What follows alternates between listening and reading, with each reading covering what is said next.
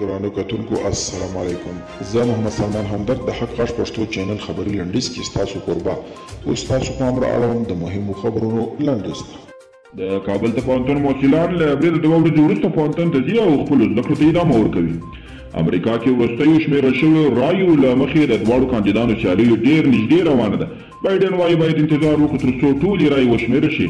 ټرمپ وایي زه ګټونکی یم، نتیجه باید ژر تر ژره اعلان شي او نه پرېږدم چې ډیموکراټان درغلۍ وکړي.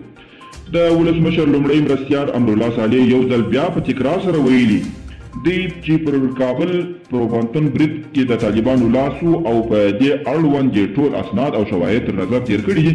نوموړی په پای کې تعجب کوي چې په دې اړه د پاکستان رسنۍ ولې فکر خرابي او له ځانه دفاع کوي، او دا چې امرالله صالح په تکرار سره د طالبانو په زور د پوهنتون په قضیه کې ښکېلول غواړي موخه یې څه لا هم څرګنده نه ده.